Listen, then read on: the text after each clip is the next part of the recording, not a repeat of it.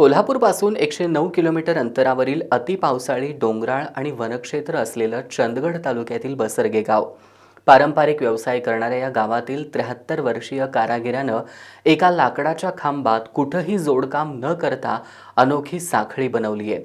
या कलेबाबत आमच्या प्रतिनिधी प्रियांका निगवे यांनी त्यांच्याशी साधलेला हा संवाद.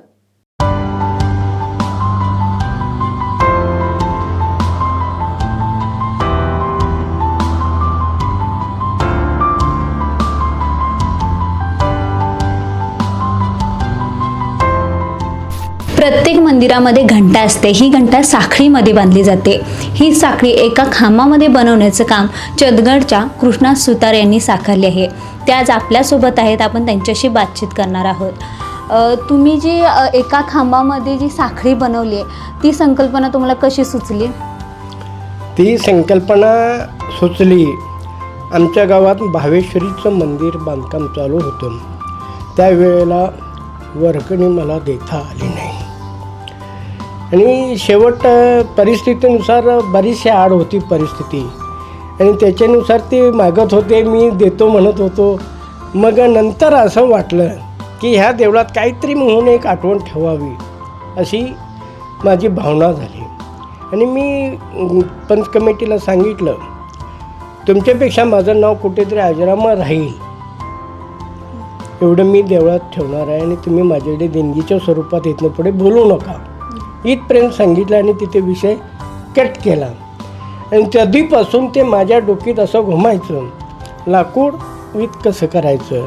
परिस्थिती आड आली, लोकांनी त्या जरासा विरोध केला, लाकूड आहे आम्ही देत नाही, तुझं तू पाहिजे तर कर म्हणून सांगितलं.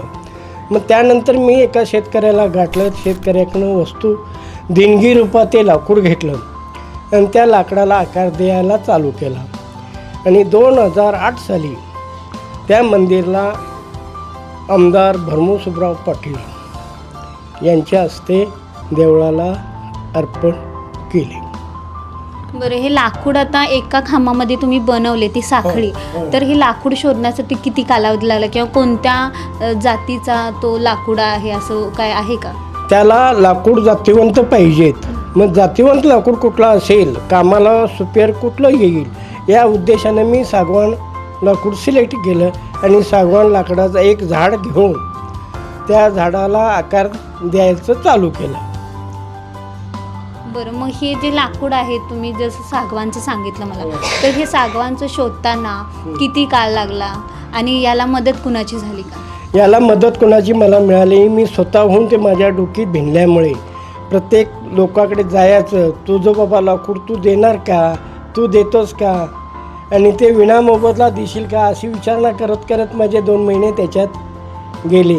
तरी त्यातनं मला त्या एका शेतकऱ्यानं मदत केली, मी देतो लाकूड तू कर असं सांगितल्यानंतर आम्ही त्या कामाला लागलो. त्यानं दुसऱ्या दिवशी मला ते लाकूड झाड शेतातलं तोडून दिलं आणि काम सुरू केलं.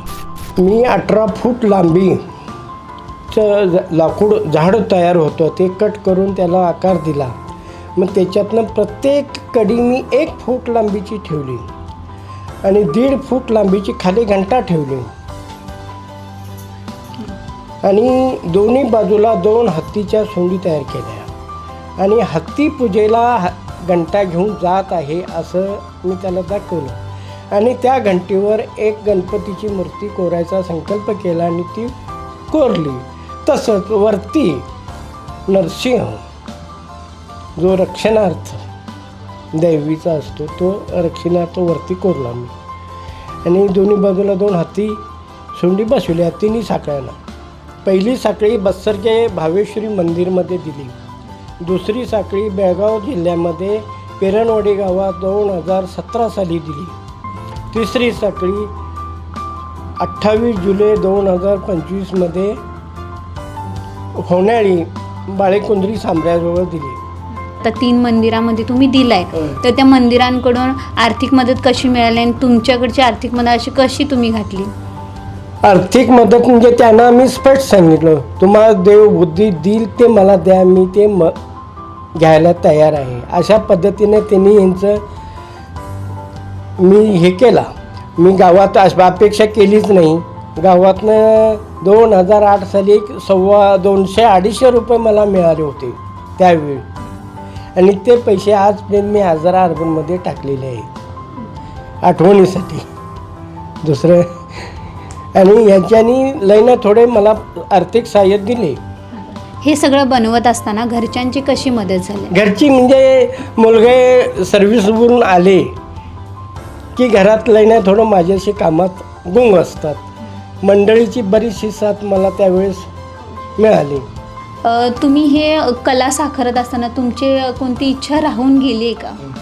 माझी इच्छा महालक्ष्मी मंदिर कोल्हापूर इथे एक साखळी द्यायची इच्छा होती. तिथे मी बराचसा प्रयत्न केला पण त्या इच्छेला मला साथ मिळाली नाही.